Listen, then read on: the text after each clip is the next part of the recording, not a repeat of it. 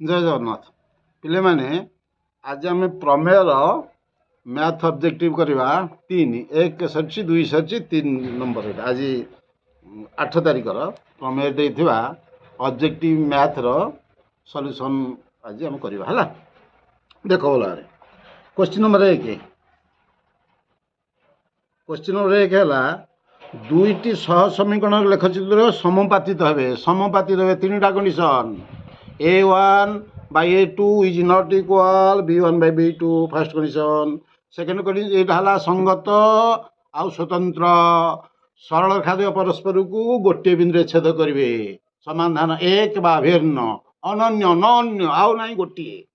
तापर 2 नंबर हूँ A1 by A2 equal B1 by B2 equal C1 by C2 यार कौन ना असंख्य समाधान एवं सरल खाद्य समपात सी जहाँ सरल खा ये भी सरल खा सरल खाद्य एक बा भिन्न बा समपाति देवे गोटे गोटे पड़ज है। थर्डटा जान कौन A1 by A2 is equal to B1 by B2 is not equal to C1 by C2 सरल खाद्य समांतर रहे है ये असंगत यार समाधान ना जानी बारंबार कही मो भिडियो गुड़िक देख क्लीयर गुड़िक भल भाव कहुई से सब मन देख ताले यहाँ हम कौन देख संपादित हे ताले ऑप्शन सी असंख्य समाधान यार। 2 नंबर 2 अंक विशिष्ट गोटे संख्या तार अंक दर जोगफल 7 2 अंक विशिष्ट संख्या तार अंक दर जोगफल 7 से 1 स्थानीय अंक x 10 स्थानीय अंक y ताले संख्या है 10y प्लस x तार जोगफल 7 गुण x प्लस y अंक दुईटा x प्लस y गुणन 7 समान 10y प्लस x क्लियर लिखिदी बुझेदेली कि ऑप्शन कौन जहाँ है तो ये 10y प्लस एक्स ये 10 ऑप्शन डी रे अच्छी क्लियर। तापर 3 नंबर निम्नस्थ के बिंदु 3x minus 3y minus 2x minus 5 0 समीकरण लेखचित्र अवस्थित नुहे ताले कोटा अवस्थित नुहे केमती जानिबा ना देख ए एक्स मान -2 y मूल्य 1 पकेब बी रे एक्स मूल्य 2 y मूल्य 3 बी रे पकेब सी रे सेमती एक्स मान -1 सी मूल्य 1 पकेब डी मूल्य डी रे एक्स मूल्य 5 y मूल्य 5 पकेब देखिबो जो गोटाक 0 होउथबो पकेले ताले सी द्वारा समाधान हबो हौ नथले हम नहीं ताले ऑप्शन कषब गोटे आड़ू ये मुझे कौन कषि अरे गोटे आड़ू पकेब ऑप्शन 3 नंबर ऑप्शन हूँ कौन ना 3 नंबर ऑप्शन हूँ ए ताले ए रे पका एक्स मूल्य -2 y मूल्य 1 y मूल्य 1 पका y मूल्य 1 पहले 3 के 3 एक्स मूल्य केते पका -2 -2 4 ताले 4 3 7 7 रु 5 रे 2 होउची 0 होउनी ताले एटा हलानी ऑप्शन ए क्लियर। तापर 4 नंबर किछि नै 4 number A1 2 A2 1 B1 -3 B2 3 ताले यार डिटरमिनेंट जानिछ गुण कोन A1 B2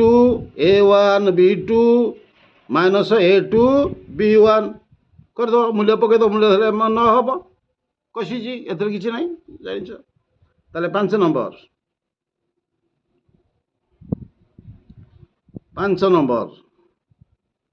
2x plus 3 equal 7x square समीकरण प्रभेदक केते ताले प्रभेदक होछि D b square minus 4ac प्रभेदक ताले प्रभेदक केते भारी एथरे केते सुन समीकरण नै आस कोन 7x square minus 2x minus 3 equal 0 कर दियो पुर नै आस ताले ए केते हला ए हला 7 बी हला केते -2 सी हला केते -3 कसी जी मु नोट रे पाइबो -3 तार बी स्क्वायर माइनस 4ac पके दो पके देले उत्तर जहा हो उत्तर 5 नंबर उत्तर हबो केते 5 नंबर उत्तर ए बार कर देख दो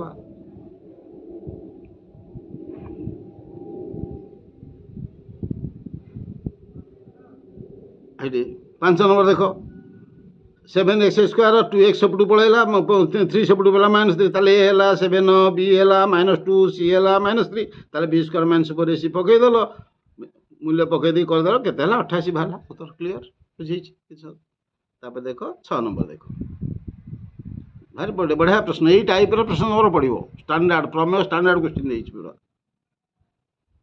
7 number 6 number 2px² - 8x + p = 0 समीकरण मूलदय समान हेले p मान केते ताले मूलदय समान ताले मूलदय समान केते हेबे b² - 4ac = 0 माने को मूलदय समान केते हेबे b² - 4ac = 0 हेला बेले मूलदय समान हेबे ताले देखो एठी a केते a हेला 2p b हेला केते -8 c Hella p a b c जान लो b² - 4ac देखियो इक्वल 0 हेले जाइकरी मूलदय समान हे ताले p रो मूल्य बाहरिबो कसी देछि देखि दियो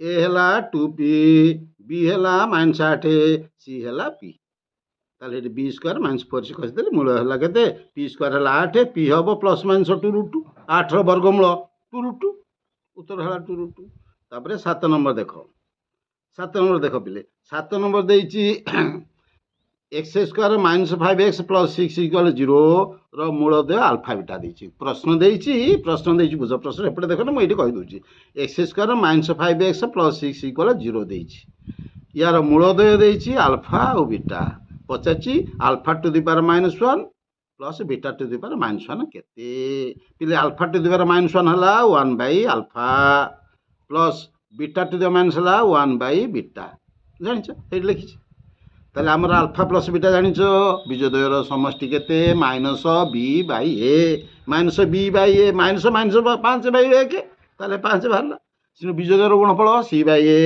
6/1 ताले 6 ताले अल्फा प्लस बीटा देला 5 अल्फा इंटू बीटा देला 6 ताले 50 का यार मूल्य हला 1/α प्लस 1/बीटा ताले लॉस हला अल्फा बीटा ऊपर पहला beta plus alpha alpha plus beta हला केते 5 अल्फा इंटू बीटा 6 5/6 हला उत्तर हला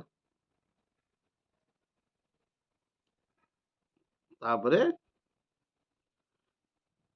गला 8 नंबर पिले 8 नंबर कोन देछि 8 नंबर 8 नंबर 8 नंबर देछि पिले गोटे संख्या तार व्यतिक्रम समष्टि होची 10/3 संख्याटी आ तार व्यतिक्रम मिसिकी हला 10/3 संख्याटा x तार व्यतिक्रम हो 1/x ताले x + 1/x इक्वल केते 10/3 देछि हला ताले को समग्र हबो कसी देछि देखि दियो किछि नै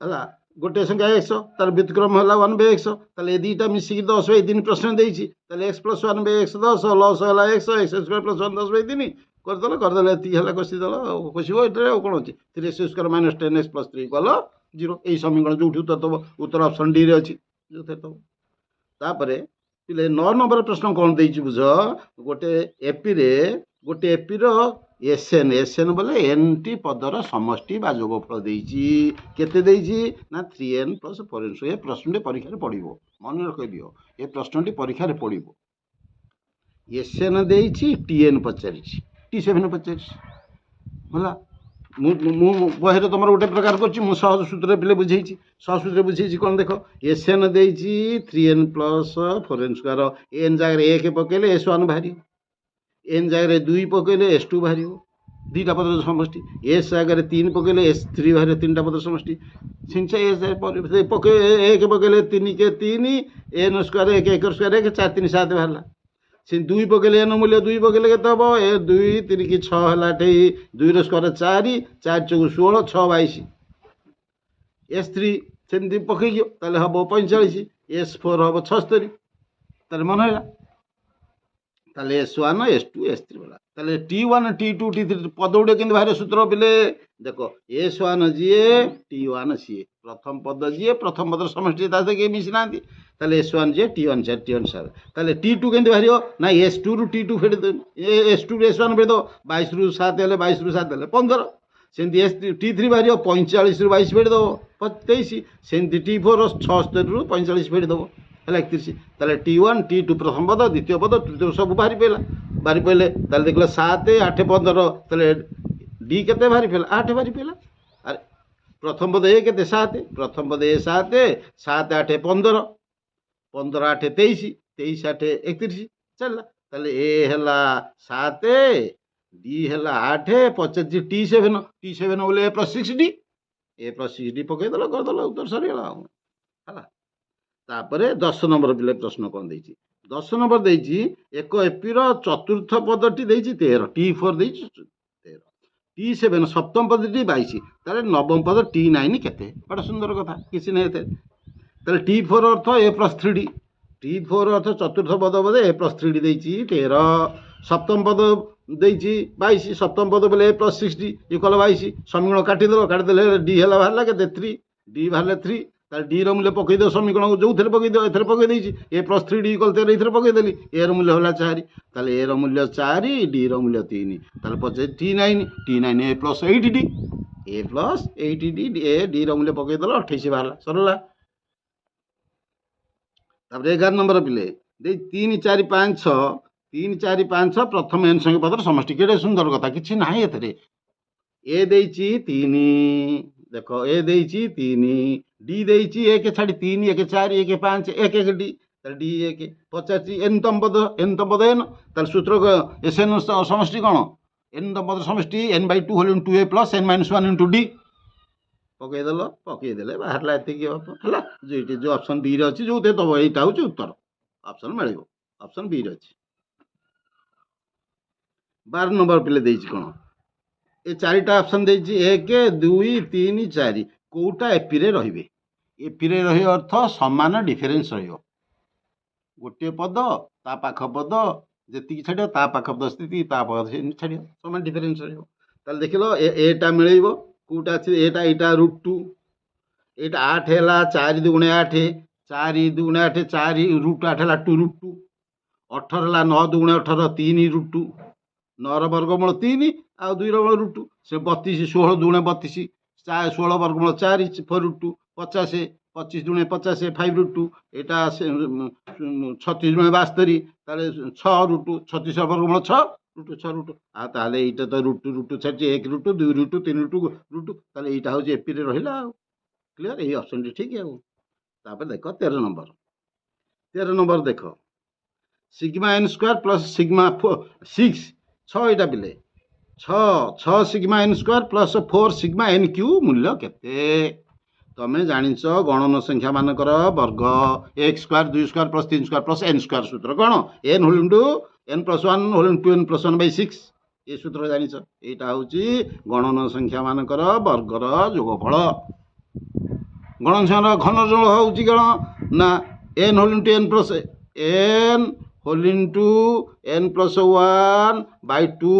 ର ହୋଲ୍ ସ୍କୋୟାର, ତାହେଲେ ହେଲା କେତେ? n² plus n+1 whole square Bai 4, ତାହେଲେ 4nq। ଆଉ 4nq ଏଥିରେ ତ ଦେଖ 6 କୁ 6 କଟିଗଲା, 4 କୁ 4 କଟିଗଲା, ଆଉ ରହିଲା କେତେ? n into n+1 whole into n+1 ଯୁକ୍ତ n² ପ୍ଲସ୍ n+1 ର ହୋଲ୍ ସ୍କୋୟାର। ଆକୁ ସରଳ କଲେ ଯାହା ବାହାରିବ, ସରଳ କଲେ ଏତିକି ବାହାରିବ, ଉତ୍ତର ସି, ଅପସନ୍ ସି ହେବ। କ୍ଲିୟର। ତାପରେ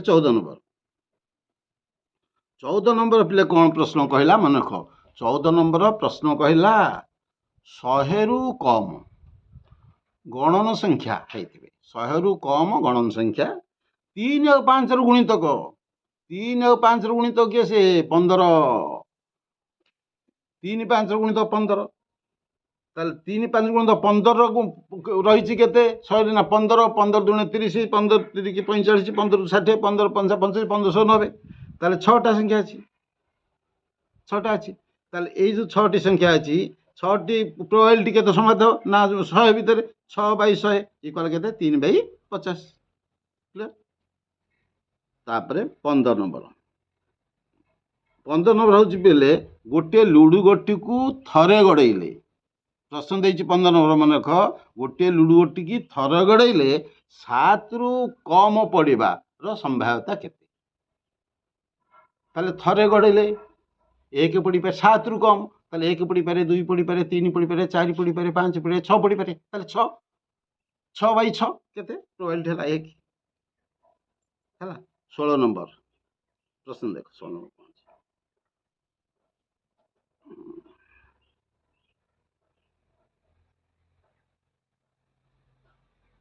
16 ନମ୍ବର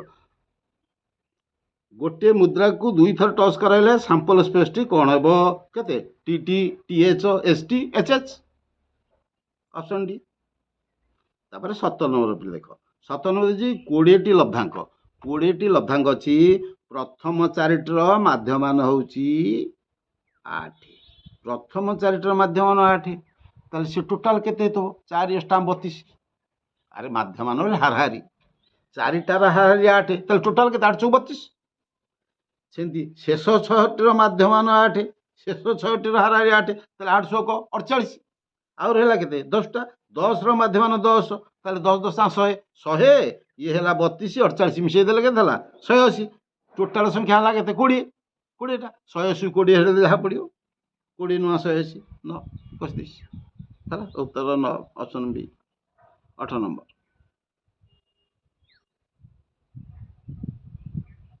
8 नंबर देखिए 0 1 10 ରୁ 20 20 ରୁ 30 30 40 40 ରୁ 50 यार मध्यम संभाग्य से मझे मझे एपटे 0 ରୁ 1 गला 10 ରୁ 20 गला सेपटे 30 40 40 50 मझीटा एटा 20 ରୁ 30 उत्तर कोठी सेटा ऑप्शन सी 20 ରୁ 30 19 नंबर प्ले देख 3 3 5 107 13 लब्धांक माध्यमान देइछि 6 यार माध्यमान देइछि 6 माध्यमान बोले सबुतक संख्या मिसई दबो जेतिटा सेते धर दबो ताले मिसई दियो 3 जुक्त 3 जुक्त 5 जुक्त 1 जुक्त 7 जुक्त 13 हैला केते 3 3 6 5 11 11 ये 20 11 20 31 31 प्लस x ताले 31 प्लस x बाई 6 6टा संख्या बाई 6 इक्वल केते 6 माध्यम दे 6 ताले 6 को 36 हे गला ताले 31 प्लस x हला 36 x हला केते 5 x रो मूल्य बाहर आपले 5 ताले x रो मूल्य 5 हेले गरिष्ठ पचाची गरिष्ठ केते हबो ना 3 दी थर अछि 5 x रो मूल्य 5 5 दी थर अछि ताले गरिष्ठ हबो 3 5 ताले option D clear 3 5 option D गरिष्ठ हबो हला हला ऑप्शन डी हो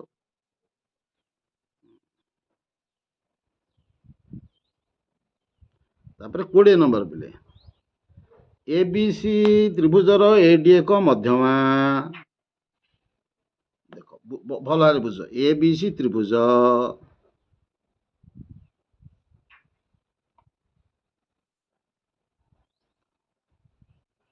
एबीसी एक त्रिभुज भारी सहज एडी मध्यमा ताले मध्यम बिंदु को एडी टा मध्यम बिंदु एडी मध्यमा एडी हला मध्यमा हला एडी मध्यमा ए रो स्थानांक देइछि 2 4 2 4 डी रो स्थानांक देइछि -2 आउ 2 डी रो स्थानांक देइछि यार भर केंद्र स्थानांक केते भर केंद्र स्थानांक केते भर केंद्र जानिछ भर केंद्र केते 2:1 अनुपात रहइबो 2:1 अनुपात रे ताले कोण आड़े की दिभागे बाहु आड़े की भागे हला ताले भर केंद्र सूत्र जानिछ ना नहीं एटा x1 एटा y1 एटा x2 एटा y2 सूत्र होची कोण भर केंद्र स्थानक x y धर x y ताले x रो सूत्र कोण x सूत्र होची कोण ना m x2 plus n x1 by m plus n सेमती y रो m y2 plus n y1 by m plus n पके दला परे मूल्य जहा बाहरियो ताले देखि दे कर दिछि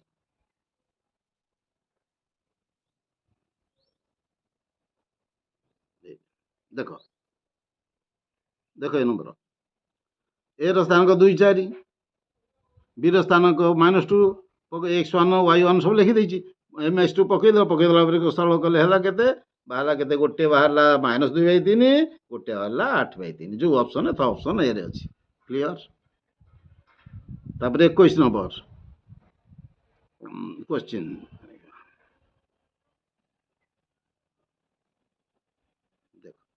देखो 21 नंबर पिला को y अक्ष पर p एक बिंदु जदि a हला 3 2 आउ b हला -3 4 ताले p बिंदु ठारो बिंदु दे p बिंदु ठारो समदूरवर्ती होंती ताले p रो स्थानांक केते देखो वाई अक्ष उपर अवस्थित पी एक बिंदु ताले देख वाई अक्ष उपर गोटे एटा X X dash Y Y dash Y अक्ष गोटे बिंदु पी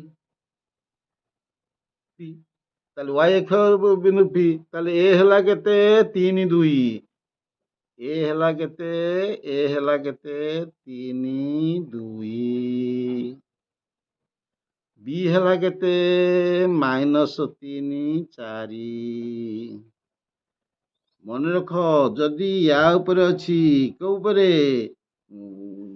वाई अक्ष ऊपर अछि पी बिंदु पी वाई अक्ष ऊपर पी बिंदु अछि वाई अक्ष रहले x0 मन रख वाई अक्ष ऊपर रहले x0 x अक्ष ऊपर रहले y0 क जाय न ताले एठी हला x0 ताले x0 x और x फेड दियो ताले 3 3 रु केते फेड दियो 2 y होउची केते 2 एठी 4 एठी होउची 3 -3 ताले 3 -3 ताले 2 रु 4 हला केते 2 4 6 ताले यार हला 3 0 हला क्लियर 21 नंबर हबो केते 21 नंबर ऑप्शन हबो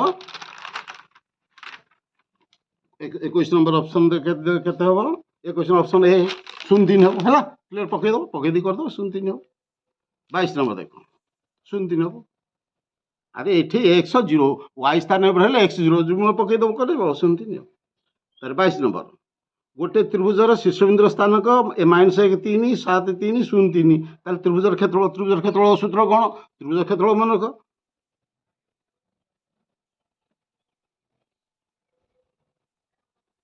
त्रिभुजर क्षेत्रफल कोन मन रखियो half x1 whole into y2 minus y3 plus x2 whole into y3 minus y1 plus x3 whole into y1 minus y2 सूत्र लिखि दीची खाता लिखि दीची हैला ताले एठी x1 केते 1 y1 केते 3 x2 7 y2 3 x3 0 y3 3 ताले पके दबो सूत्र हला कोन x1 whole into y2 minus y1 plus x2 whole into y3 minus y1 plus x3 whole into y1 minus y2 पके दे मूल्य पके दे जहा बाहर जी केते बाहर जी 22 नंबर केते उत्तर है जी देखो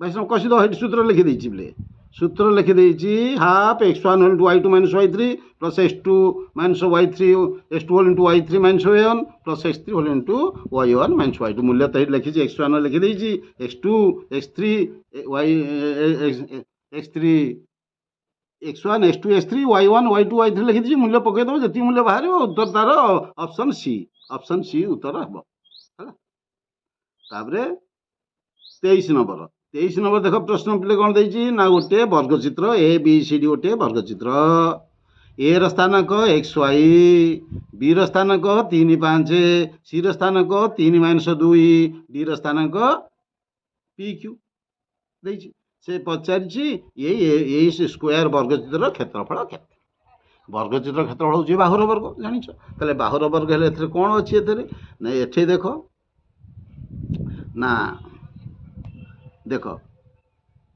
5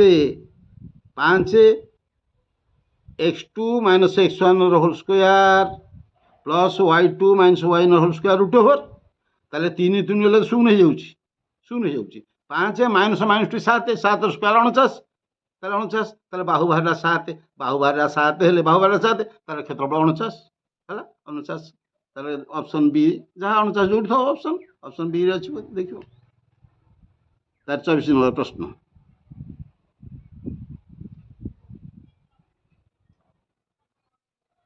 24 नंबर पिले ऑप्शन ए तार ठीक है आसन्न संकट को देखी गाड़ी चालक सतर्क हेबा एवं गाड़ी ब्रेक देवा मध्य गाड़ी अतिक्रमण कर दूरता को वेगक्षय दूरता कहते हैं ऑप्शन ए तार ठीक है ତାପରେ 25 ନମ୍ବର ଏଟା ତମର ଇଏ 25 ନମ୍ବର କ'ଣ 2018 ମସିହାରେ କୌଣସି ସହରର ବିଭିନ୍ନ କାରଣରୁ ସଡ଼କ ଦୁର୍ଘଟଣାରେ ମୃତ୍ୟୁ କରୁଥିବା ବ୍ୟକ୍ତିମାନଙ୍କର ସଂଖ୍ୟାକୁ ଏକ ବୃତ୍ତ ଲେଖାରେ ପ୍ରକାଶ କଲେ ଯଦି ବିନା ହେଲମେଟରେ ମୃତ୍ୟୁ କରୁଥିବା ବ୍ୟକ୍ତିମାନଙ୍କ ପାଇଁ 100 କୋଟି ଏବଂ ମୋଟ ମୃତ୍ୟୁ କରୁଥିବା ବ୍ୟକ୍ତି ସଂଖ୍ୟା 72 ଯାଏ ତେବେ ବିନା ହେଲମେଟ ଯୋଗୁଁ ମୃତ୍ୟୁ ସଂଖ୍ୟା କେତେ ହେଲା?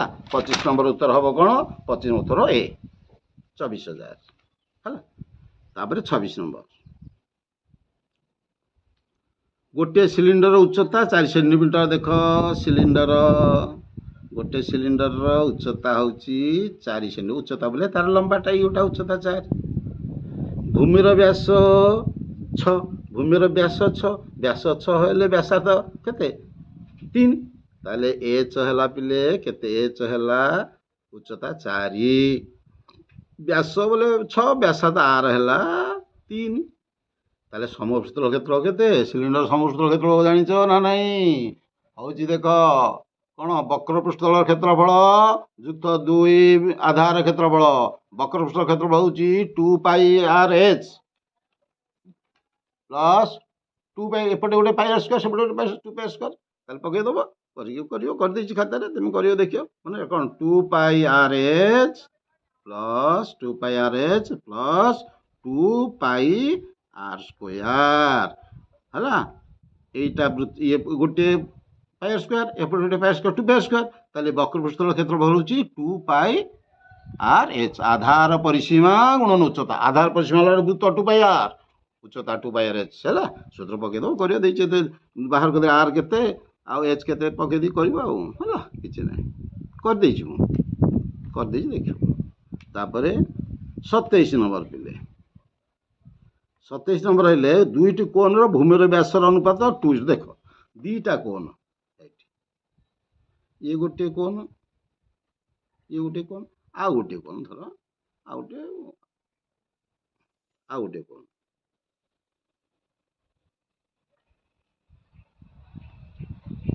आ गोटे कोण है ये दीटा कोण कौन देछि ना दीटा भूमिर व्यासर अनुपात 2 यही साथ मन रखिले व्यासर अनुपात जहाँ व्यासार्ध अनुपात भी से व्यासार अनुपात 2:7 ताले व्यासार्ध अनुपात से 2:7 ताले यार व्यासार्ध 2 हो या व्यासार्ध 7 हो बा 2x हो 7x धर तापर उच्चतार अनुपात 3:8 उच्चता यार धर 3y एटा धर 8y उच्चता ताले कोन धर वक्रपृष्ठतल क्षेत्रफल अनुपात वक्रपृष्ठतल है कौन वक्रपृष्ठतल केते πr/l वक्रपृष्ठतल कोण वक्रपृष्ठतल है कोण देर वक्रपृष्ठतल क्षेत्रफल अनुपात केते πr/l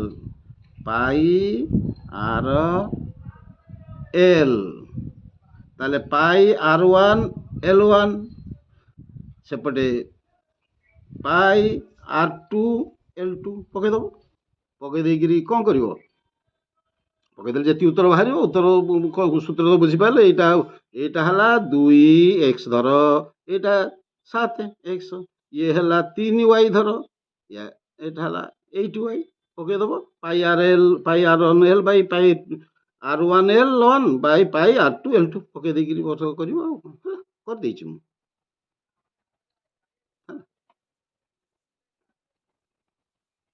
तापरे 28 नंबर एक प्रिजिमीर भूमि एक समबाहु त्रिभुज गोटे प्रिजिमीर पिले भूमि एक समबाहु त्रिभुज है प्रिजिमीर भूमि एक समबाहु त्रिभुज है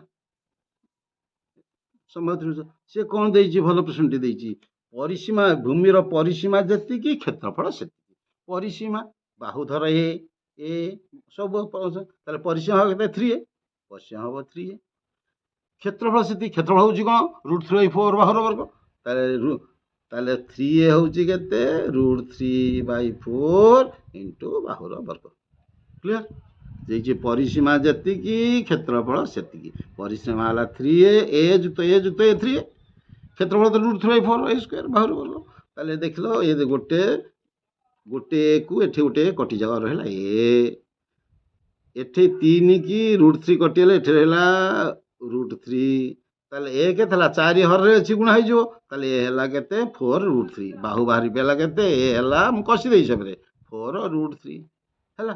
କ'ଣ ପଚାରିଛି ତେବେ ଆୟତନ କେତେ? କୋନ୍ର ଆୟତନ କ'ଣ? କୋନ୍ଟା ଏଇଟା ପ୍ରିଜିମ୍ର ଆୟତନ କ'ଣ ନା ଭୂମିର କ୍ଷେତ୍ରଫଳ ଗୁଣନ ଉଚ୍ଚତା ହେଲା। ଭୂମିର କ୍ଷେତ୍ରଫଳ ବାହୁ ତ ବାହାରି ପଡ଼ିଲା କେତେ 4√3, ତାହେଲେ ତାହାର କ୍ଷେତ୍ରଫଳ ଭୂମିର କ୍ଷେତ୍ରଫଳ ହେଲା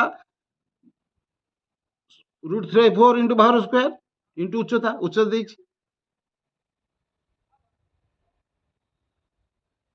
ସେଠି ଉଚ୍ଚତା ଦେଇଛି 3√3, ଉଚ୍ଚତା ଦେଇ 3√3 ପକେଇଦେବ, କଷି ଦେଇଛି ଦେଖ ବାହାର କରିଦେବ, କଷି ଦେଇଛି।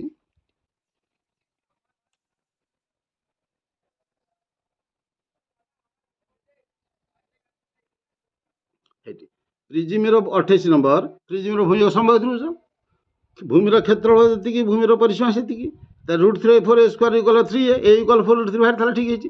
ତାହେଲେ ଉଚ୍ଚତା ଦେଇଛି 3√3, ତାହେଲେ ପ୍ରିଜିମ୍ର ଆୟତନ କ'ଣ ସୂତ୍ର? ଭୂମିର କ୍ଷେତ୍ରଫଳ ଗୁଣନ ଉଚ୍ଚତା। ଏ ପକେଇ ଦେଇଛି, କଲେ ତ 108 ହେଇଛି ଆଉ।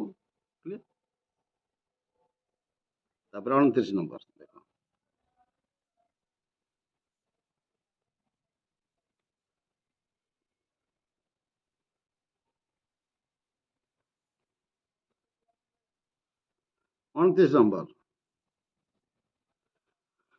ଦୁଇଟି ବୃତ୍ତର ପରିଧିର ଅନୁପାତ 4/9, ସେମାନଙ୍କର ବ୍ୟାସାର୍ଦ୍ଧର ଅନୁପାତ କେତେ? ମନେକର ପରିଧିର ଅନୁପାତ ଯାହା, ବ୍ୟାସର ଅନୁପାତ ସେଇଆ, ବ୍ୟାସାର୍ଦ୍ଧର ଅନୁପାତ ସେଇଆ, ମନେ ରଖିଦିଅ, ଆଉ ଭାବିବାର କିଛି ନାହିଁ। ଯାହା ତ ପରିଧିର ଅନୁପାତ ଦେଇଛି କେତେ? ବୃତ୍ତର ପରିଧିର ଅନୁପାତ ଯଦି 4/9 ଦେଇଛି, ସିଏ ବି ସେଇ 4/9 ହବ। ବ୍ୟାସାର୍ଦ୍ଧ ଅନୁପାତ, ବ୍ୟାସର ଅନୁପାତ ବି ସେଇ 4/9 ହବ ହେଲା। 30 ନମ୍ବର, 18 ସେଣ୍ଟିମିଟର ବ୍ୟାସବିଶିଷ୍ଟ ଗୋଟିଏ ବୃତ୍ତରେ କୌଣସି ଏକ ବୃତ୍ତକଳାର ଚାପର ରେଡିଆନ ପରିମାପ π/3। ଦେଖ ଗୋଟେ 18 ସେଣ୍ଟିମିଟର ଗୋଟେ ବୃତ୍ତ, ଇଏ ଗୋଟେ ବୃତ୍ତ, ଇଏର କେନ୍ଦ୍ର ଏଇଟା, ଏଇଟା ବ୍ୟାସାର୍ଦ୍ଧ, ଏଇଟା ବ୍ୟାସାର୍ଦ୍ଧ, ବ୍ୟାସାର୍ଦ୍ଧ ଦେଇଛି 18, ଆର ଦେଇଛି 18 ହେଲା। ତାପରେ କ'ଣ ଦେଇଛି ନା ଚାପର ଡିଗ୍ରୀ ରେଡିଆନ ଦେଇଛି କେତେ? π/3, ତାହେଲେ ଥିଟାଟି ଦେଇଛି π/3 ହେଲା। ପଚାରିଛି କ୍ଷେତ୍ରଫଳ କେତେ? ତାହେଲେ ମନେ କହ, ଯେତେବେଳେ ରେଡିଆନ ଦେଇଥିବ ½ r²θ, ବୃତ୍ତକଳାର କ୍ଷେତ୍ରଫଳ ½ r²θ, ଯେତେବେଳେ ଦେଇଥିବ କୋଉଥିରେ? ଡିଗ୍ରୀରେ, θ/360 ଡିଗ୍ରୀ ଇଣ୍ଟୁ πr²। ପକେଇ ଦେଇକି କରିଦେଇଛି, କଷି ଦେଇଛି ମୁଁ, ଦେଖିବ ଆଉ କ'ଣ। 30 ନମ୍ବର,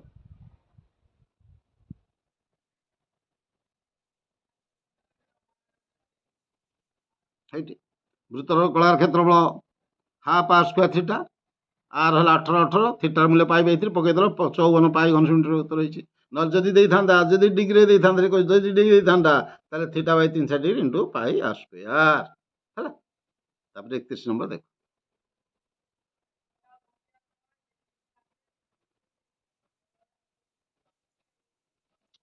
ନିମ୍ନସ୍ଥ ମଧ୍ୟରୁ କେଉଁଟି ସଦୃଶ ଚିତ୍ର ହେବ ନାହିଁ? ଏକାଧିକ ବୃତ୍ତ, ଆରେ ଇଏ ଗୋଟେ ବୃତ୍ତ, ଇଏ ଗୋଟେ ବୃତ୍ତ, ଇଏ ଗୋଟେ ବୃତ୍ତ, ସବୁ ବୃତ୍ତ ଗୋଟେ ସଦୃଶ। ବର୍ଗଚିତ୍ର, ଇଏ ବର୍ଗଚିତ୍ର, ଇଏ ବର୍ଗଚିତ୍ର, ଜେଡେ ସବୁ ସଦୃଶ, ସେ ଏକାଧିକ ସଦୃଶ, ତାହେଲେ ଉତ୍ତର ହବ ଅପସନ ଡି। ଅପସନ ଡି, ଏକାଧିକ, ଏଗୁଡ଼ିକ ସବୁ ସଦୃଶ, ଉତ୍ତର ହବ ଅପସନ ଡି ହେଲା। କ୍ଲିୟର। ତାପରେ ଦେଖିବା ଆମେ କ'ଣ 32 ନମ୍ବର ଦେଖ, ଏଇ ଯୋଉ ଚିତ୍ରଟି ଦେଇଛି ପିଲେ, ଏ ଦେଖ ଚିତ୍ର TPQ 108, TPQ କୁଆଡ଼େ ହେଲା? TPQ ଏଇ କୋଣଟି ଦେଇଛି 108 ହେଲା। RPS ଏଇ 36, RPS କୁଆଡ଼େ ହେଲା? RPS ହେଇଟି, RPS ଏଇ କୋଣଟି ଦେଇଛି 36, ଏଇ କୋଣଟି ଦେଇଛି 36 ଡିଗ୍ରୀ। ଆଉ କ'ଣ ଦେଇଛି ନା PQ 10, ଏଇ PQ ଦେଇଛି 10।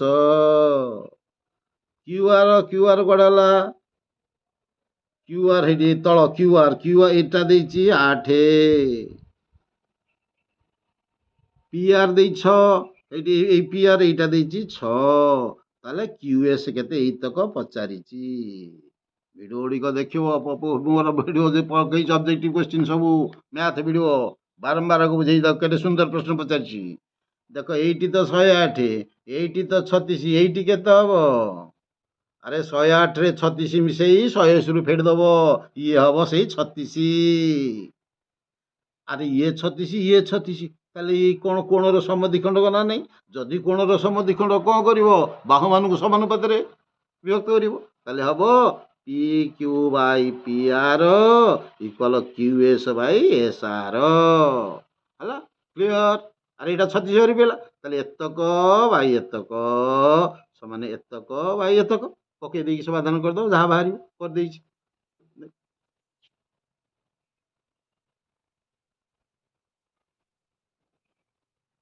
ସେଇଠି ହେଲା P Q Bai P R equal Q S Bai S R. P Q Bai P R plus P କୁ ମିଶାଇ ଦେଲି, ତାହେଲେ Q S Bai S R plus X ମିଶାଇ ଦେଲି, 10/6/8 କଷିଦେଲେ ତ ଉତ୍ତର ହେଲା କ୍ୟୁ ଏସ୍ 5 ବାର। ହେଲା, ତାପରେ 33 ନମ୍ବର।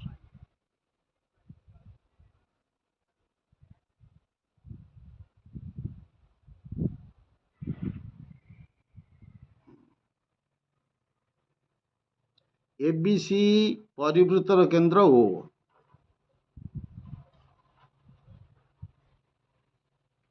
ABC ତ୍ରିଭୁଜର ଦେଖ, କିଛି ନାହିଁ, ବଢ଼ିଆ ପ୍ରଶ୍ନ। ABC ତ୍ରିଭୁଜର ପରିବୃତ୍ତର କେନ୍ଦ୍ର O, ଏଇଟା O। ହେଲା, ସେ ଦେଇଛି ACB କୋଣ 120। ଦେଖ, ACB କୋଣ ଏଇଟା, ଏଇ କୋଣଟି ଦେଇଛି 120।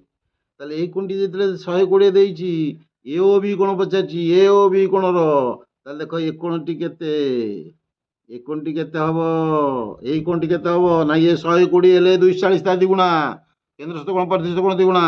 ତାହେଲେ ଏ 120 ହେଲେ ତାର ଦ୍ୱିଗୁଣା ହବ 240। ଆଉ 240 ହେଲେ ଟୋଟାଲ ହେଲା କେତେ? 360। 360ରୁ 240 ପଳେଇଲେ ଆଉ ରହିବ କେତେ? 120। କ୍ଲିଅର? ଆରେ ଏ କୋଣଟା ଆଉ କେତେ ରହିବ? ଏଇଟା 120, ତାର କେନ୍ଦ୍ରଟା ଦ୍ୱିଗୁଣା 240। 240 ହେଲେ ଟୋଟାଲ କୋଣ 360। 360ରୁ 240 ପଳେଇଲେ ଆଉ ରହିଲା 120, ଏଟା ହେଲା 120। କ୍ଲିଅର?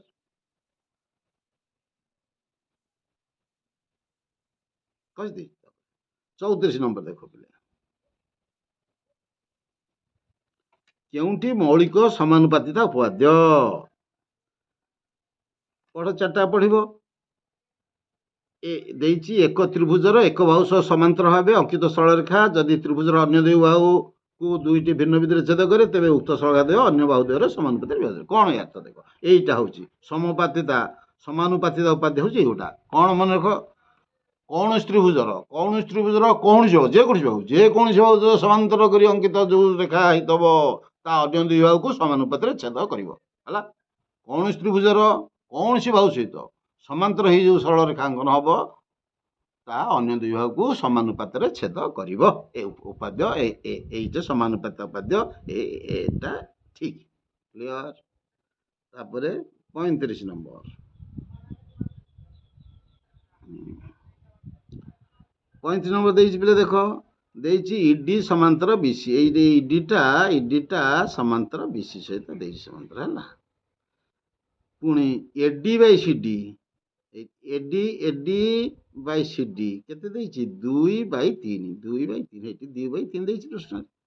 ତାହେଲେ ପଚାରିଛି ଏଡି ତ୍ରିଭୁଜର କ୍ଷେତ୍ରଫଳ, ଏଇ ତ୍ରିଭୁଜର କ୍ଷେତ୍ରଫଳ ବାଇ ବିସିଡି ଟ୍ରାଫିଜମ, ତଳଟା ଯୋଉ ରହିଲା ଏଇ ବି, ଏଇଟା ୟାର କ୍ଷେତ୍ରଫଳ ଅନୁପାତ କେତେ? ହେଲା, ତମର ବହିର କୋଶ୍ଚିନ୍ଟା ଇଏ, ତମ ବହିରେ ଏକ୍ସରସାଇଜ ଦେଇଛି ତମକୁ। ତାହେଲେ ଏ କ'ଣ ଦେଖ, ତାହେଲେ ଆମେ ଏଇ ଯୋଉ ଟ୍ରାପିଜିୟମର କ୍ଷେତ୍ରଫଳ କେମିତି ବାହାର କରିବା? ଏଇ ଯୋଉ BEDC, ଏଇ ଟ୍ରାପିଜିୟମର କ୍ଷେତ୍ରଫଳ କେମିତି ବାହାରିବା? ନା ଏଇ ବଡ଼ ତ୍ରିଭୁଜର କ୍ଷେତ୍ରଫଳରୁ, ଦେଖ, ଏଇ ବଡ଼ ତ୍ରିଭୁଜର କ୍ଷେତ୍ରଫଳରୁ ଯଦି ଏଇ ଉପରଟା ଫେଡ଼ିଦେବା, ଏଇ ଉପର ତ୍ରିଭୁଜଟା କ୍ଷେତ୍ରଫଳ ଫେଡ଼ିଦେବା, ତାହେଲେ ଟ୍ରାପିଜିୟମ କ୍ଷେତ୍ରଫଳ ବାହାରି ପଡ଼ିବ। ମନେ ହେଲା? ତାହେଲେ ବଡ଼ ତ୍ରିଭୁଜର କ୍ଷେତ୍ରଫଳ କେତେ ଦେଖିବା? ତାହେଲେ ଦେଖ, ଏତକ ଦେଇଛି ଏଡି ବାଇ ସିଡି ଦେଇଛି, ଏଡି ବାଇ ସିଡି, ଏଡି ଦେଇଛି 2 ଭାଗେ, ସିଡି ଦେଇଛି 3 ଭାଗେ। ତାହେଲେ ଏଇଟା 2x, ଏଇଟା ଧର 3x ହବ। ତାହେଲେ ଏଇ ଟୋଟାଲଟି କେତେ ହବ? 5x। ଆଉ 2x 3, ଏଇଟା 5 ଭାଗ ହେଇଯିବ। ମନେ ହେଲା? ତାହେଲେ ବଡ଼ ତ୍ରିଭୁଜ, ଇଏ ପୁଣି ଦିଟା ତ୍ରିଭୁଜ ସଦୃଶ, କାହିଁକି? ଇଏ ସମାନ୍ତର ଦେଇଛି, ସମାନ୍ତର ଦେଲେ ଏ କୋଣ ଯେତିକି ଏ କୋଣ ସେତିକି, ଏକାନ୍ତର କୋଣ। ଏ କୋଣ ଯେତିକି ଏ କୋଣ ସେତିକି ଏକାନ୍ତର କୋଣ এইটি উভୟରେ ଅଛି। ତାହେଲେ ଏଇ ଟିକି ତ୍ରିଭୁଜ ଉପର ତ୍ରିଭୁଜଟା ଆଉ ମୂଳ ବଡ଼ ତ୍ରିଭୁଜ ଏ ଦୁଇଟା କହୁଛି ସଦୃଶ। ଜାଣିଛ ସଦୃଶ ତ୍ରିଭୁଜର କ୍ଷେତ୍ରଫଳ ଅନୁପାତ ଅନୁରୂପ ବାହୁମାନଙ୍କର ବର୍ଗାନୁପାତ ସଙ୍ଗେ ସମାନ ହେଲା। ତାହେଲେ ବର୍ଗାନୁପାତ ସଙ୍ଗେ ସମାନ ହେଲେ କ'ଣ ୟାର କ୍ଷେତ୍ରଫଳ କେତେ ହବ ନା ୟାର ବାହୁ 2, ୟାର ବାହୁ କେତେ 5, 2 3 5। ତାହେଲେ କେତେ ହବ 2 ର ସ୍କୋୟାର କେତେ 4 ଆଉ 5 ର ସ୍କୋୟାର କେତେ 25। ତାହେଲେ ଇଏ ଯଦି এইটি ଯଦି ହବ 4 ୟାର କ୍ଷେତ୍ରଫଳ ଇଏ ବଡ଼ଟାର ହବ କେତେ 25। ସଦୃଶ ତ୍ରିଭୁଜର କ୍ଷେତ୍ରଫଳ ଅନୁପାତ ଅନୁରୂପ ବାହୁମାନଙ୍କର ବର୍ଗାନୁପାତ ସମାନ। ତାହେଲେ ଏଇଟା 2 3 5 ବଡ଼ ଗୋଟା 5। ତାହେଲେ ଏଥିରୁ ଫେଡ଼ିଦେବା ଇଏ କେତେ ଏଇଟା 25 ଏଇଟା 4 ତାହେଲେ 25 4 ହେଲେ ଏଇଟା ହବ 21। এটা হব কেতে 21। সে পুনি পচারছি এডি বাই বিসিডি তাহলে এডি 4 বিসিডি হলা কেতে 21 4 বাই 21 অপশন যোড়ি থব এইটা অপশন বি 4 বাই 21 ক্লিয়ার কই দেইছি বুঝে দেইছি হলা। তারপর দেখো 36 নম্বর এবি ত্রিভুজের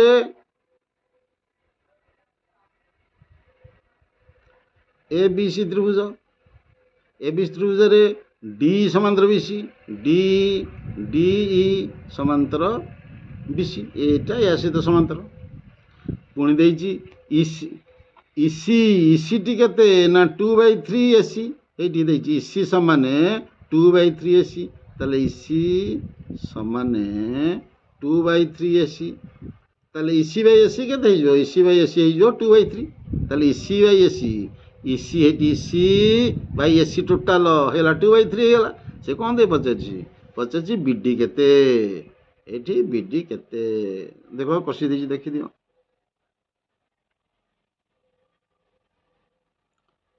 36 नंबर हला बिले से कषा हिची 4/21 कषि देछि देखो ताले डी समांतर बीसी ताले इसी हला 2/3 एसी ताले इसी बाई एसी 2/3 ताले एबी देइछि 12 एबी देइछि 12 ताले बीडी केते पचाछि ताले इसी बाई एसी हला डीबी बेबी ताले 2/3 equal dB 12 dB equal 8 clear कहि दो। तापरे 37 नंबर प्रश्न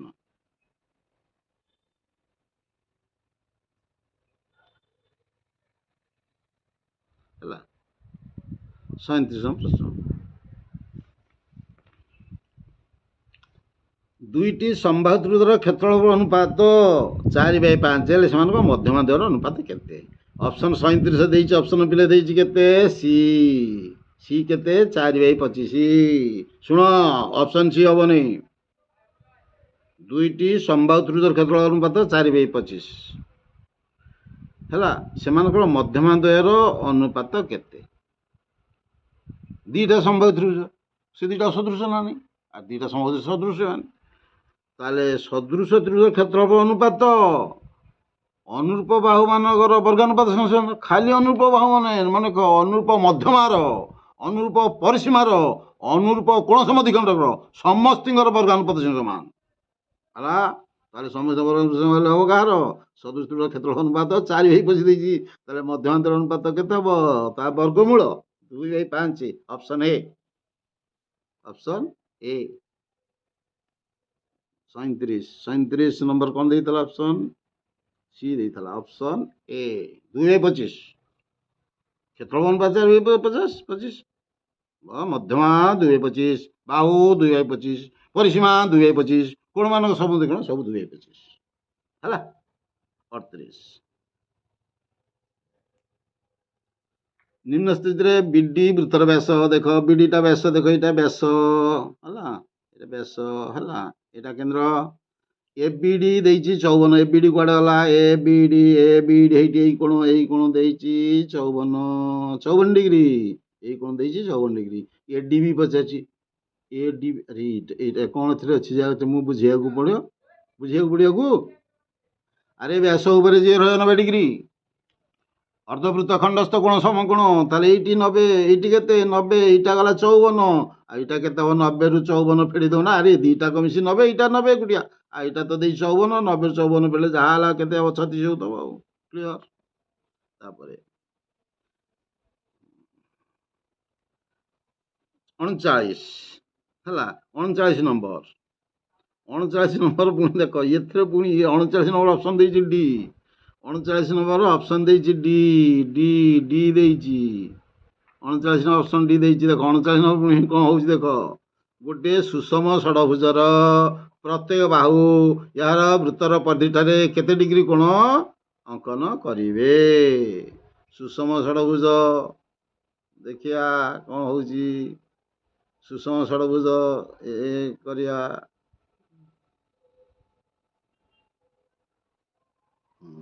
ତାହେଲେ 1 2 3 4 5 6, ତାହେଲେ ଏଇଟା ତ କେନ୍ଦ୍ର ନାହିଁ।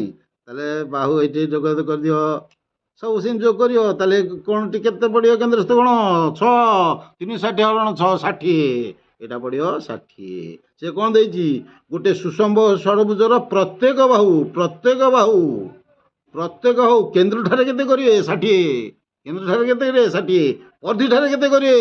30। କେନ୍ଦ୍ରସ୍ଥ କୋଣ ପରିଧିସ୍ଥ କୋଣ ଦ୍ୱିଗୁଣ। ସେ ଦେଇଛି ପରିଧିଠାରେ କେତେ କୋଣ କରିବେ? ପରିଧିଠାରେ କରିବେ 30। କେନ୍ଦ୍ରରେ 60, ପରିଧିରେ 30। ଉତ୍ତର ଅପସନ୍ ଏ। ଅପସନ୍ ଏ କୋଉ ନମ୍ବର? 39 ନମ୍ବର। 39 ନମ୍ବର ଡି ଦେଇଛି ଅପସନ୍ ଏ। ବୁଝେଇଦେଲି କେମିତି ହେଲା? ଆରେ ଇଏ ତ 60 ହେଲା, କେନ୍ଦ୍ରସ୍ଥ କଲେ ତେଣୁ ହବ ହେଲା। ତାହେଲେ ହବ କେତେ? 30 ଡିଗ୍ରୀ ହେଲା। ତାପରେ 40 ନମ୍ବର ଦେଖ, ନିମ୍ନ ଚିତ୍ରରେ ବୃତ୍ତରେ ବହିସ୍ଥକ ବିନ୍ଦୁ ପି, ପି ଏକ ବହିସ୍ଥ ବିନ୍ଦୁ, ପିଟି ଏକ ସ୍ପର୍ଶକ, ଏଇଠି ପିଟିଟା ସ୍ପର୍ଶକ, ଏଇଟା ସ୍ପର୍ଶକ, ଏଇଟା ସ୍ପର୍ଶକ। ଆଉ ଏକ୍ସଟିର ଡିଗ୍ରୀ ପରିମାଣ 70। ଏଇ ଏକ୍ସଟି ଯେଉଁ ଚାପ, ଏଇ ଚାପର ଡିଗ୍ରୀ ପରିମାପ କେତେ? 70। ତାହେଲେ କେନ୍ଦ୍ରଟା ଦେଇଦିଅ, କେନ୍ଦ୍ର ମାରିଦେଲେ ତାହେଲେ ଏଠିକି ଯୋଗ କରିଦିଅ, ଏଠିକି ଯୋଗ କରିଦିଅ ସେ ଚାପ ମୂଳକୁ। ତାହେଲେ ଏଇଠି ଦେଇଛି 70, ଏଇଠି ଦେଇଛି 70। ସେ ପଚାରିଛି ଏଟିପି କୋଣ କେତେ? ଏଟିପି କୋଣ ହେଇଛି, ଏଟିପି ଏଇ କୋଣଟି ବାପା, ଏକୁ ଟିକି ଯୋଗ କରିଦେ, ଏଇ କୋଣଟି ପଚାରିଛି କେତେ? ଏ କୋଣଟି କେତେ ପଚାରିଛି ଦେଖିବା କେମିତି ହବ। ଏଇଟା ଦେଇଛି କେତେ? ଏଇଟା ଦେଇଛି 70। ତାହେଲେ ଏଇ ଚାପର ଦି ମୂଳରୁ ପରିଧିକି ଲଗେଇଦିଅ ସେଟା ଭିଡ଼ିକିରି, ଯୋଉଠି ଲଗେଇଦିଅ, ଯୋଉଠି ଲଗେଇଲେ, ଯୋଉ ବିନ୍ଦୁକୁ ଲଗେଇଲେ ଚଳିବ, ଲଗେଇଦିଅ। ତାହେଲେ ଦେଖିଲ, ଏଇ ଚାପରେ ଏଇଟା ହେଲା କେତେ? କେନ୍ଦ୍ରସ୍ଥ କୋଣ, ଏଇଟା ହେଲା ପରିଧିସ୍ଥ କୋଣ। କେନ୍ଦ୍ରସ୍ଥ କୋଣ ପରିଧିସ୍ଥ କୋଣର ଦ୍ୱିଗୁଣା। ତାହେଲେ ଏଇଠି ଦେଇଛି କେତେ? 70। ଏଇଠି ହବ କେତେ? 35 ତା ଅଧା। କ୍ଲିୟର? ଏଇଠି 35 ହେଲେ ପୁଣି ଏକୋଣଟି ପଚାରିଛି କେତେ? ଏକୋଣଟି ପୁଣି ଉପାଦେୟ କ'ଣ କହିଛି? ସ୍ପର୍ଶକ। ସ୍ପର୍ଶ ବିନ୍ଦୁ ଆମେ ଯାହା ସହିତ ଯେଉଁ କୋଣ ଉତ୍ପନ୍ନ କରେ ତା ଏକାନ୍ତର ବୃତ୍ତଖଣ୍ଡସ୍ଥ କୋଣ ସହିତ ସମାନ। ତାହେଲେ ଇଏ ବି 35। କ୍ଲିୟର? ତାପରେ ଆସିବା 41 ନମ୍ବର ହେଲା। 41 ନମ୍ବର ଆସିବା, ଗୋଟେ ବୃତ୍ତର ବହିସ୍ଥକ ବିନ୍ଦୁରୁ ବୃତ୍ତ ଅଙ୍କିତ ସ୍ପର୍ଶଖଣ୍ଡ ଦୈର୍ଘ୍ୟ, ଗୋଟେ ବୃତ୍ତର ବହିସ୍ଥକ ବିନ୍ଦୁ, ଗୋଟେ ବୃତ୍ତ ହେଲା, ବହିସ୍ଥକ ବିନ୍ଦୁ, ଏଇଟା ବହିସ୍ଥ ବିନ୍ଦୁ, ଗୋଟେ ବୃତ୍ତର ବହିସ୍ଥକ ବିନ୍ଦୁରୁ ବୃତ୍ତ ଅଙ୍କିତ ସ୍ପର୍ଶକର ଦୈର୍ଘ୍ୟ 12। ଏଇଟା ସ୍ପର୍ଶକ ଟଣା ହେଲା, ୟା ଦୈର୍ଘ୍ୟ ହେଲା, ଏଇଟା ପି ବିନ୍ଦୁ ଦେଇଦିଅ, ୟା ଟି ଦେଇଦିଅ, ନହେଲେ ଏଇ ପିଟିଟା ଦେଉଛି 12। ଯଦି କେନ୍ଦ୍ରଠାରୁ ଉକ୍ତ ବିନ୍ଦୁର ଦୂରତା 13, ଏଇ କେନ୍ଦ୍ରଠାରୁ ଉକ୍ତ ବିନ୍ଦୁର ଦୂରତା କେତେ? ଏଇ ବିନ୍ଦୁର ଦୂରତା ହେଉଛି 13। ତାହେଲେ ବ୍ୟାସ କେତେ? ବୃତ୍ତର ବ୍ୟାସ କେତେ? କେଡ଼େ ସହଜ ପ୍ରଶ୍ନ। ତାହେଲେ ବ୍ୟାସରେ ଯୋଗ କରିଦିଅ। ତାହେଲେ ମନେ ରଖିଲା କ'ଣ ନା ସ୍ପର୍ଶ ବିନ୍ଦୁ ଆମେ ବ୍ୟାସାର୍ଦ୍ଧ ବୃଦ୍ଧି ଲମ୍ବ। ତାହେଲେ ଏଇଟା ସମକୋଣୀ ତ୍ରିଭୁଜ ହେଇଗଲା 90। ତାହେଲେ ଏଇଟା କର୍ଣ୍ଣ 13 12 5, 13 ସ୍କୋୟାର 12 ସ୍କୋୟାର ଫିଟ୍ ଦେବ 5। 5 ହେଲେ ବ୍ୟାସାର୍ଦ୍ଧ 5, ବ୍ୟାସ 10। ଅପସନ୍ ବି ଠିକ୍। କ୍ଲିୟର? ତାପରେ ଚାଲୁ ତା ପାଖ ନମ୍ବର 42 ନମ୍ବର। ଏଇଗୁଡ଼ା ପଢ଼ିବ ପରୀକ୍ଷାରେ, ଏଇଟା ବଢ଼ିଆ ଦେଇଛି, ପୁରା ଦେଖିଦିଅ ପିଲେ, ବଢ଼ିଆ କୋଶ୍ଚିନ୍ ଦେଇଛି। ତମେ ଦେଖ କ'ଣ ଦେଇଛି। ଦେଖ, ଇଏ ଗୋଟିଏ ବୃତ୍ତର ଇଏ ଚତୁର୍ଭୁଜଟି ତାର ପରିଲିଖିତ ହେଇଛି। ପରିଲିଖିତ ହେଇଛି ବୋଲେ ମନେ ରଖ, ଏଇଟା ଭାରି ସହଜିଆ। ଏଇଟା ବି ଗୋଟେ, ଏଇଠି ଆମେ ଆଗେ ଦେଖ, ଏଇଟା ଗୋଟେ ବୃତ୍ତ, ବହିସ୍ଥ ବିନ୍ଦୁ, ବୃତ୍ତର ବହିସ୍ଥ ବିନ୍ଦୁରୁ କେତେ ସ୍ପର୍ଶ ଟଣା ଯାଇପାରିବ? ଯୋଡ଼ିଏ ସ୍ପର୍ଶ ଟଣା ଯାଇପାରିବ, ଏବଂ ଦୁଇଟାକ ସ୍ପର୍ଶକ ସମଦୈର୍ଘ୍ୟ ବିଶିଷ୍ଟ। ମନେ କର, ବୃତ୍ତର ବହିସ୍ଥ ବିନ୍ଦୁରୁ ଯେଉଁ ଦୁଇଟି ସ୍ପର୍ଶ ଟଣାଯାଏ ସେମାନେ ସମଦୈର୍ଘ୍ୟ ବିଶିଷ୍ଟ ଏବଂ କେନ୍ଦ୍ରଠାରେ ସମାନ କୋଣ ଉତ୍ପନ୍ନ କରନ୍ତି। ମନେ ରଖିଥ ସବୁ। ତାହେଲେ ଦୁଇଟା ସମାନ, ତାହେଲେ ଏଇଟା ତ ବି ବହିସ୍ଥ ବିନ୍ଦୁ, ତାହେଲେ ଇଏ ସ୍ପର୍ଶ ଧର ଏଇଟା ସ୍ପର୍ଶ ବିନ୍ଦୁ ନା ନାହିଁ, ତାହେଲେ ଏଖଣ୍ଡ ଯେତିକି ଏଖଣ୍ଡ ସେତିକି ନା ନାହିଁ। ସେମିତି ଏଇଟା ଇଏ ଯେତିକି ଇଏ ସେତିକି, ସେମିତି ଇଏ ଏ ଯେତିକି ଇଏ ବହିସ୍ଥ ବିନ୍ଦୁ ଇଏ, ତାହେଲେ ସେମିତି ଇଏ ଏଖଣ୍ଡ ଯେତିକି ଏଖଣ୍ଡ ସେତିକି। ଆଉ କ'ଣ ହେଲା? ଆଉ କ'ଣ ଦେଇଛି? ତାହେଲେ ତାହେଲେ କ'ଣ, ଏ ବାହୁ ଯୁକ୍ତ ଏ ବାହୁ ଯୁକ୍ତ ଏ ବାହୁ ଯାହା, ଏ ବାହୁ ସେଇଆ। ଯଦି ଏଇଟା 5 ଦେଇଥିବ, ଏଇଟା 10 ଦେଇଥିବ, ତାହେଲେ ଇଏ କେତେ ହେବ? ଇଏ 5 10 15, ଇଏ ଦୁଇଟା ମିଶି ସେଇ 15 ହେବ। କ୍ଲିୟର? ଏଇଠୁ ବୁଝେଇଦେଲି, ଏ ଖଣ୍ଡ ଯେତିକି ଏଖଣ୍ଡ ଯେତିକି ଏଖଣ୍ଡ ଯେତିକି ଏଖଣ୍ଡ ଯେତିକି, ତାହେଲେ ଏ ଦୁଇ ଭାଗର ସମଷ୍ଟି ଯାହା, ଏ ଦୁଇ ଭାଗର ସମଷ୍ଟି ସେଇଆ। ତାହେଲେ କ'ଣ? Option C, A D plus B C ଯାହା, ଏ ବି ପ୍ଲସ୍ ସି ଡି ସେଇଆ। କ୍ଲିୟର? ତାପରେ ଆସିଲା 43 ନମ୍ବର। ଦେଇଛି କ'ଣ ଦେଖିବା? ପି ଏ ଗୋଟେ ସ୍ପର୍ଶକ ଦେଖାହେଉଛି ନା ନାହିଁ? ପି ଏ ଗୋଟେ ସ୍ପର୍ଶକ ଦେଖାହେଉଛି, ପି ବି ଗୋଟେ ସ୍ପର୍ଶକ ଦେଖାହେଉଛି। ଯାଉ ଠିକ୍ ଅଛି। ଏକ୍ସ ବି, ହେଇଟି ଏକ୍ସ ବି ଦେଇଛି କେତେ? 140। 140 ଏଇଠି ଦେଇଛି 140 ଡିଗ୍ରୀ ପରିମାପ। 140 ଏଇଠି ଦେଇଛି 140। ତାହେଲେ ପଚାରୁଛି ପି କୋଣ କେତେ? ଆରେ ଏଥିରେ ଆଉ ବୁଝିବାର କ'ଣ ଅଛି? ଆରେ ତ ଏଇଠି 90 ସ୍ପର୍ଶକ ସ୍ପର୍ଶ ଲମ୍ବ, এইটি 90 90 90 180। তাহলে এ চতুর্ভুজ, এটা চতুর্ভুজ নয় কি? এটা চতুর্ভুজ, চতুর্ভুজ 4 গুণ 180 360। তাহলে এইটা যদি হব 140, এটা 40 হব, মিশলে 140 ହେଇଗଲା ଆଉ 40 ଆଉ ଯୋଉ ଅପସନ୍ ଥିବ ମାରିବ ଆଉ 40 ବୁଝେଇଦେଲି ତମକୁ। ତାପରେ ଦେଖ 40 କ୍ଲିୟର।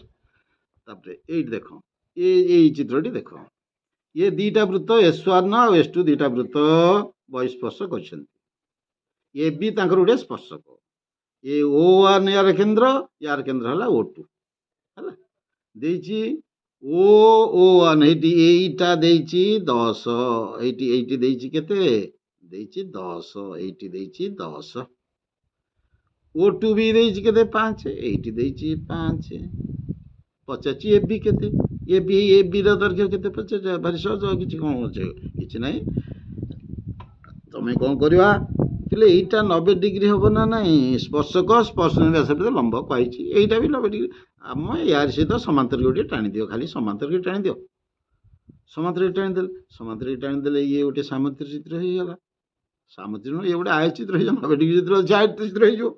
ତାହେଲେ ଇଏ ବାହୁ ଯେତିକି ଏ ବାହୁ ସେତିକି, ଆଉ ଏ ବାହୁଟା ବାହାର କରିଦେଲେ ହେବ। ତାହେଲେ ଆକୁ ଯୋଗ କରିଦିଅ ଏତିକି, ଆଉ ଆକୁ ଯୋଗ କରିଦିଅ। ଆକୁ ଯୋଗ କରିଦେଲେ ଏଇଟା ସମକୋଣୀ ହେଇଗଲା।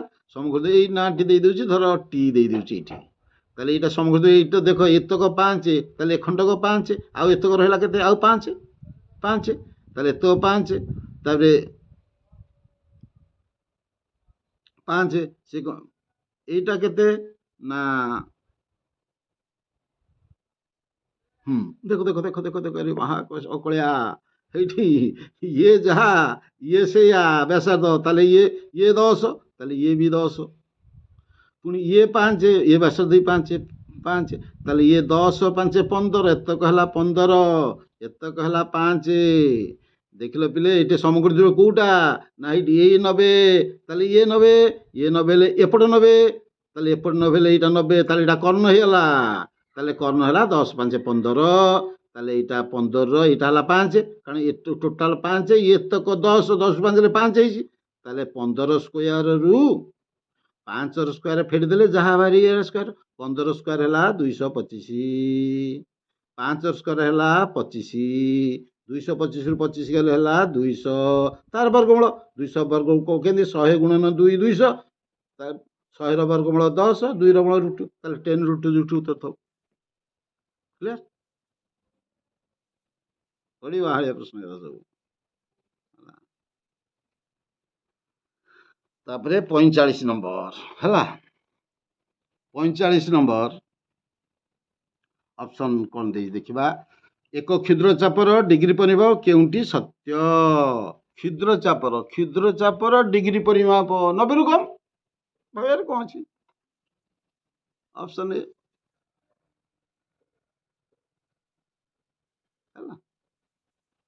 ତାପରେ 46 ଏକ ଗଛର ଛାଇର ଦୈର୍ଘ୍ୟ କମିଗଲେ ଏହାର କୌଣିକ ଉନ୍ନତି କ'ଣ ହବ ଦେଖ ବୁଝେଇଦବା।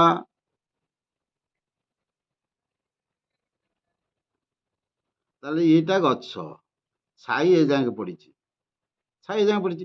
ଯଦି ଛାଇର ଦୈର୍ଘ୍ୟ କମିଯିବ ଇଆଡ଼ି ଆସିବ ତାହେଲେ କୌଣିକ ଉନ୍ନତି କ'ଣ ବଢ଼ିଯିବ, କୌଣସି କ'ଣ ହବ ବଢ଼ିଯିବ। ଅପସନ୍ ଯୋଉଠି ହବ ଅପସନ୍ ଏ ରେ ଅଛି ଯାହା ଅଛି ହେଲା। ତାପରେ 47 ନମ୍ବର, 47 ନମ୍ବର ମୁଁ ତମକୁ କାହିଁ କହିବି, ତମେ ଯଦି ନିଜେ ନ କରିବ ମୁଁ କ'ଣ cos A plus B plus cos A minus ମିଶେଇବ କେତେ ହବ। ତମେ ବହିରେ 4ଟା ସୂତ୍ର ଲେଖିଛି, ନହେଲେ ମିଶେଇକି ଲେଖିବ କସ୍ ଏ ପ୍ଲସ୍ ବି ହେଲା cos A into cos B minus sine into sine B plus cos A minus B cos into cos B plus sine B କଟିଯିବ, ମାଇନସ୍ ପ୍ଲସ୍ କଲେ ତାର 2 କସ୍ ଇଣ୍ଟୁ କସ୍ ବି ହବ। ଯାହା କରିବ ହେଲା, option C ହବ। ତାପରେ